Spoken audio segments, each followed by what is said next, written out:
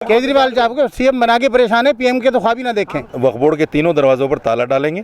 जब यहाँ काम नहीं हो रहा है तो फिर फायदा कैसे ऑफिस के खुलने का। मुसलमानों ने जिस तरीके से केजरीवाल सरकार को सपोर्ट किया, आज उसी का खमियाजा मुसलमान भुगत रहा है। चेयरमैन साहब को आना चाहिए, मामला हल करना चाहिए। वो आर्डर देंगे तो क्यों नहीं होगा। अब फिर सबकी हाय बददुआएं अगर लगेंगी तो इनका बेड़ा गर्क हो जाएगा। तो हमें कोई किस्त नहीं दी गई। हमारी 2020 नवंबर में हमारी तनख्वाह आई है, उसके बाद से हमारी को दिया गया। ये सिर्फ मुसलमानों को लॉलीपॉप देकर जो है ना उसको बहकाने के काम कर रहे हैं। गैर मुमकिन है कि हालात की गुत्थी सुलझे। अहले दानिश ने बड़े सोच के उलझाई है, लेकिन परेशानी बहुत बड़ी है। सबकी फीस रुकी हुई है बच्चों की। अगर सरकार संजीदा नहीं होगी तो इमाम जो है जो सड़कों पर निकल चुके हैं वो वापस नहीं जाएंगे। वक्फ की आमदनी जो है इन प्राइवेट जो मुलाजिम रखे में सारी आमदनी उनको जा रही है, इमाम को नहीं जा रही है।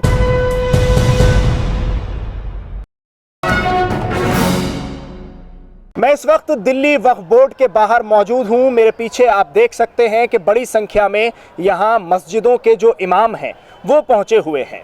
आपको ये सीधी अपडेट मैं दे देता हूं कि मसाजिद के जो इमाम हैं उन्होंने अभी कुछ ही देर पहले दिल्ली के डिप्टी सीएम मनीष सिसोदिया से भी मुलाकात करने का एक फैसला किया था और एक मेमो भी मनीष सिसोदिया के नाम उन इमामों ने दिया है, जो आप इस वक्त अपनी स्क्रीन पर देख पा रहे हैं। मसाजिद के ये इमाम इस वक्त हद से ज़्यादा परेशान हो चुके हैं, क्योंकि किसी को 8 महीने से तनख्वाह नहीं मिली है। तो एक मदरसा है फतेहपुरी मस्जिद में जो चलाया जाता है, उनके यहाँ 25 महीने से जो सैलरी है वो नहीं दी गई है। सवाल ये उठता है कि जब दिल्ली सरकार एक वादा करती है और जोरों शोरों से ये वादा एक बड़े ऑडिटोरियम में खड़े होकर किया जाता है कि इमामों को तनख्वाह और सैलरी जो दी जाएगी, वो आपने सुना ही होगा कि कितनी, कि किसी को 25, किसी को 18 और इस तरह से हम बढ़ा देंगे। ये सारे दावे किए गए थे। तो सवाल ये है कि जब आप वादा करते हैं और आप दावा करते हैं तो उसको फिर पूरा क्यों नहीं किया जाता, उसको निभाया क्यों नहीं जाता।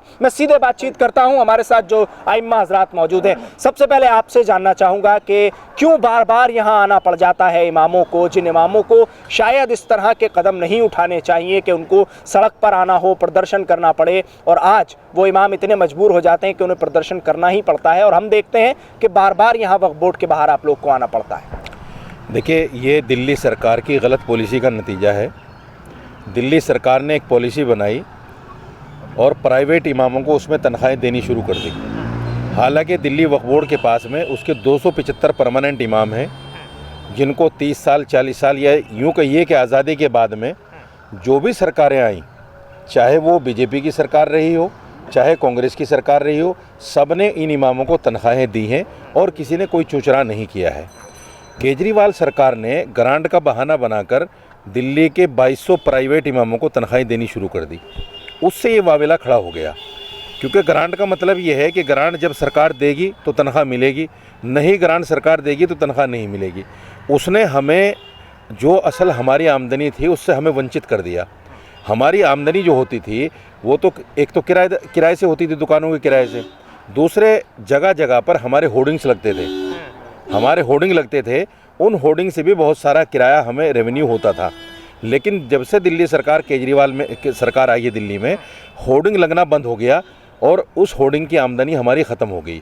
तो हमारा कहना ये है कि एक तो दिल्ली के जो परमानेंट इमाम हैं इनको ग्रांट से अलग किया जाए, दूसरे जो हमारी प्रॉपर्टीज़ हैं वो हज़ारों की तादाद में हैं, उन प्रॉपर्टियों को वागुजार किया जाए। अगर आप वागुजार नहीं कर रहे हैं तो उनका जो आज का किराया है सर्किल रेट के हिसाब से वो किराया दिया जाए, वो हज़ारों करोड़ में बनता है।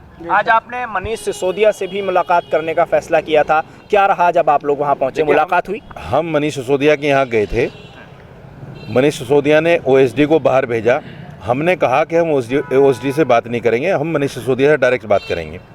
लेकिन उसने ये कहकर मना कर दिया कि मेरी एक मीटिंग है।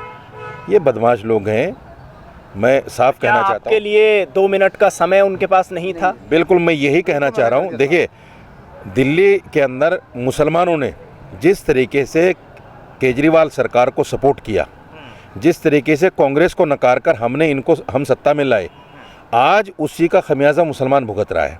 आप देखिए, हर जगह पर ये दिल्ली वक्फ बोर्ड है, इसका बुरा हाल है। इमामों को तनख्वाह नहीं मिल रही है, सैलरी नहीं मिल रही है, बेवाओं को पेंशन नहीं मिल रही है। आप उर्दू एकेडमी को देख लीजिए, उर्दू एकेडमी में 45 लोगों का स्टाफ हुआ करता था, आज वहाँ सिर्फ 15 लोगों का स्टाफ है।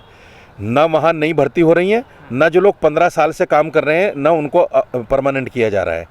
ऐसे ही हज कमेटी को आप देखिए, ये सिर्फ मुसलमानों को लॉलीपॉप देकर जो है ना उसको बहकाने के काम कर रहे हैं। ठीक है, मैं साजिद जी आपके पास आता हूँ। आप बताइए कि क्या जो साजिद साहब ने कहा वो बात सही है कि मुसलमानों ने इतना भरोसा जताया दिल्ली के मुख्यमंत्री पर, लेकिन उन्होंने मुसलमानों के साथ वो चीज़ नहीं की जो उन्हें करना चाहिए था? काफ़ी हद तक साजिद रशीदी साहब की बात बहुत दुरुस्त है, लेकिन हम इस बात की बहस में ना जा करके कि कौन दिल्ली सरकार क्या कर रही है, हमें तो हमारी तनख्वाह से मतलब है, तनख्वाह मिलनी चाहिए। तो वो तो दिल्ली सरकार ही देगी ना मौलाना साहब। हमें दिल्ली वक्फ बोर्ड देता है, दिल्ली सरकार से डायरेक्ट हमारा कोई मामला नहीं है। दिल्ली सरकार वक्फ बोर्ड को दे रही नहीं दे रही, वक्फ बोर्ड पहले वक्फ बोर्ड के खिलाफ है, वक्फ बोर्ड पे काम न करने वालों के खिलाफ है, जो हमें उलझा के रखा हुआ है। फिर आपका गुस्सा दिल्ली सरकार की वक्फ बोर्ड, दोनों चीजें तो एक ही हैं। बोर्ड को कौन देता है? बोर्ड को दिल्ली सरकार देती है, लेकिन हमें जो है सरकार से हमारा कोई लेना देना नहीं है। बोर्ड दे, हमें बोर्ड से मुतालबा हमारा। अच्छा, हमारा जो है मुतालबा बोर्ड से है, ना कि हमारा दिल्ली सरकार से। ग्रांट मिले ना मिले उससे हमें क्या मतलब है? हमारे बहुत सारे आबाद प्रॉपर्टी है, बहुत। मैं आपकी बात समझ गया। आप कहते हैं कि ग्रांट बोर्ड को मिले या ना मिले, आपसे बोर्ड ने वादा किया है? बोर्ड ने वादा किया, बोर्ड के मुलाजिम हैं, बोर्ड की मस्जिदों में। पिछली सरकारों में क्या होता था, कुछ लोगों को जानकारी नहीं है। पिछली सरकारों में ये होता था, जैसा शीला के ज़माने में भी 6 महीने की तनख्वाह रुक गई। हम लोग शीला के यहाँ गए, उसने क्या किया, 1 करोड़ की मदद कर दिया बोर्ड को। अच्छा, तो हमारा दिल्ली सरकार से ये कहना है कि आप ग्रांट ना दे के, चूँकि ये आपका इदारा है, अगर एक इदारा आपका डूब रहा है, उसके कर्मचारियों को सैलरी नहीं मिल रही है, आप उसको मदद कीजिए ना, 2-4 करोड़ दे दीजिए ताकि तनख्वाहें निमट जाएँ। हम इसको ये कैसे कह सकते हैं कि हमारा दिल्ली सरकार से मुतालबा नहीं है? दिल्ली सरकार को ही करना है भाई, ये भी तो दिल्ली सरकार के दिल्ली सरकार के अधीन आता है। दिल्ली सरकार ने हमारे होर्डिंग रोक रखे हैं, दिल्ली सरकार हमारी प्रॉपर्टियों को किराया नहीं दे रही है, तो हम मुतालबा किससे करें? और सबसे बड़ा सवाल मौलाना साहब ये, और सबसे बड़ी बात ये कि अगर दिल्ली सरकार बोर्ड को नहीं देगी तो बोर्ड आपको कहां से देगा? मैं ये कहता हूं कि अमानतुल्लाह खान अपने पास से कितना पैसा ऐसे दे सकते हैं? वो तो नहीं दे पाएंगे। जो वो किराएदारी से वसूल करते थे, उससे काफ़ी हद तक गुजारा हो जाता था। जो कमी रह जाती थी दिल्ली सरकार देती थी। और फिर दिल्ली सरकार है, आम आदमी पार्टी की सरकार है, और उसमें ख़ास इमाम परेशान है। ये भी तो एक मसला है, ये भी तो मौजा है, ये भी तो एक मसला है। इसे ऐसा नहीं होना चाहिए। अब फिर सबकी हाय बददुआएं अगर लगेंगी तो इनका बेड़ा गर्क हो जाएगा। और क्या करेंगे बताइए? मजबूरी में मरता क्या नहीं करता, दंगामद बजंगामद। ये तो अल्लाह ने जैसे भी इंतजाम कर रखा है, सबका खसारे पर खसारा हो रहा है, मगर फिर भी गुजारा हो रहा है। लेकिन परेशानी बहुत बड़ी है, सबकी फीस रुकी हुई है बच्चों की। 25 महीने। हाँ, मदरसे वाले हम लोग, हम इमाम घर हैं, हम इमामों की नर्सरी चलाते हैं। और हमारा दिल्ली सरकार से यही मुतालबा है कि आम आदमी पार्टी की सरकार होते हुए खास आदमी परेशान क्यों है? आप बताइए। मैं मदरसा आलिया से हूँ जी, मेरा नाम असराउल हक कासमी। देखिए, असल में मसला ये है कि दिल्ली सरकार ही जिम्मेदार है इसकी। अच्छा, डायरेक्ट दिल्ली वक्फ बोर्ड जहाँ पे किराया बढ़ाता है वहाँ पे किराया नहीं बढ़ाने देती। दूसरी बात यह है कि गवर्नमेंट खूब वक्फ बोर्ड की ज़मीनों पे काबिज़ है, उसका रेवेन्यू वक्फ बोर्ड में नहीं आता। होर्डिंग जहाँ तक साजिद भाई ने बताया उसका मसला है। और मैं बता दूँ आपको, वक्फ बोर्ड को भी 60 से 70% आमदनी मस्जिद फतेहपुरी से है। मैं बता दूँ आपको, पूरी दिल्ली में 60 से 70% आमदनी वक्फ बोर्ड की मस्जिद फतेहपुरी से है। और मस्जिद फतेहपुरी का स्टाफ, मदरसा आलिया का स्टाफ 25 महीनों से जो है बेयारो मददगार है। वक्फ बोर्ड अकेला जिसको वक्फ बोर्ड देता है पैसा, में अकेला मदरसा है पूरी दिल्ली में, इसके अलावा कोई मदरसा नहीं है। सिर्फ 15 तकरीबन, मैं जब मेरा तकर्र हुआ है 2000 में, तो उस वक्त तकरीबन 18-19 का स्टाफ था। कुछ लोग अल्लाह को प्यारे हो गए। और दूसरी बात, वक्फ बोर्ड ने हमेशा ये राग अलापा है कि मदरसा आलिया में कुछ नहीं होता, मदरसा आलिया में कुछ नहीं होता।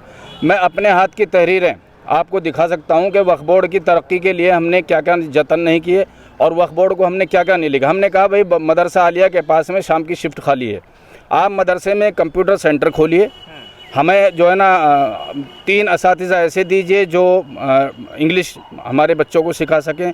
लेकिन कोई सुनवाई नहीं है। इसके अलावा वक्फ बोर्ड में हमारी जूतियां घिस गई हैं।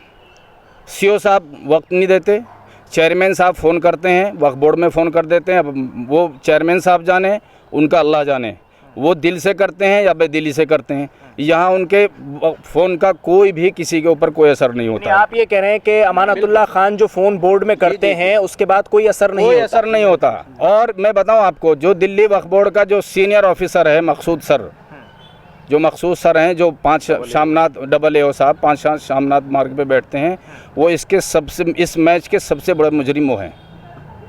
मैं आपको बता दूं, उन्होंने क्या क्या ऑब्जेक्शन हमारी फाइलों पे नहीं लगाया है। स्टूडेंट का वजीफ़ा जाता है तलबा के लिए, उन्होंने कहा कि वक्फ बोर्ड के मदरसा आलिया में जितने स्टूडेंट हैं उनके सबके आधार कार्ड चाहिए। हमने आधार कार्ड भेज दिए। अब वो शख्स ये कहता है कि सबके अकाउंट खुलवाइए आप। अब ये बताइए, कोई बच्चा 1 साल पढ़ता है, कोई बच्चा 6 महीने पढ़ता है, उनके अकाउंट्स हम कहाँ से खुलवाएंगे? ज़्यादातर बच्चे मदारिस में जो है ना वो किसानों के पढ़ते हैं, गरीब और मज़दूर पढ़ते हैं, तो वो कहाँ से अकाउंट खुलवाएंगे? दूसरी बात ये है कि यहाँ कोई भी हमने एप्लीकेशन जितनी लिखती हैं, चाहे वो सीओ का नाम लिखें, चेयरमैन का नाम लिखें, आज तक उन एप्लीकेशन का कोई जवाब हमारे पास तक नहीं आता है। अभी एक किस्त तो शायद बीच में दी गई थी ना इमामों को, पैसों की इमामों को दी गई थी, वो हमें कोई किस्त नहीं दी गई। हमारी 2020 नवंबर में हमारी तनख्वाह है, उसके बाद से हमारी को दिया गया था वो पैसा। 6 महीने की तनख्वाह उस वक्त रुकी हुई थी। वहाँ तब भी प्रदर्शन यहाँ किया था, शायद रिलीज़ की थी उन्होंने, 1 महीने की रिलीज़ की थी, 1 महीने की रिलीज़ की थी, और उसके बाद में जो है फिर ये 8 महीने हो गए। अब मेरी अभी सीओ से बात हुई, AAO मकसूद साहब से बात हुई। सीओ का कहना ये है कि मेरे पास नन्नगरी आ जाओ, मैं वक्फ बोर्ड नहीं आऊँगा।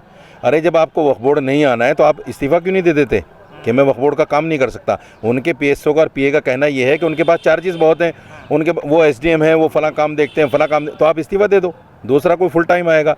मेरी मकसूद साहब से बात हुई जो AAO हैं, उनका कहना ये है कि अभी फ़ाइल जो है डिविज़नल कमिश्नर के पास पड़ी हुई है। मैंने पूछा भाई वो फाइल मंजूर होकर पड़ी हुई है या ऐसे ही पड़ी है? कि नहीं, उस पर ऑब्जेक्शन है। ऑब्जेक्शन किसका है कि साहब ये नहीं बता सकता किसका है।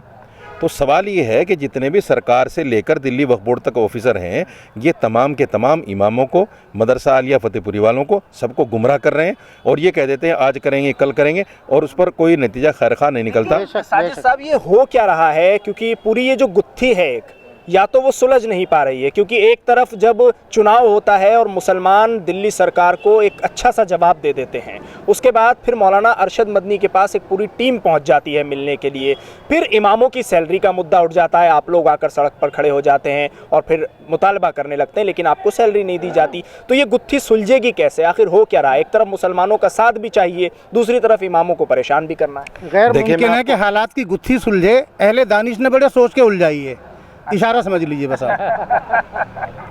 देखिए सवाल ये है कि जब तक हम लोग नहीं समझेंगे ना, हम लोग यानी मुसलमान नहीं समझेंगे, जब तक ये में भी शायद आप ये गुत्थी नहीं सुलझेगी, ये गुत्थी नहीं सुलझेगी। क्योंकि हम में भी कुछ लोग ऐसे हैं, साथ में भी हैं, अलग भी हैं, जो ये चाहते हैं कि हम सिर्फ नाम के लिए सामने आ जाएं, बाकी काम ना हो और ये यूं ही मामला चलता रहे। काम होगा कैसे? चलिए, काम इस तरह होगा, सरकार को संजीदा होना पड़ेगा।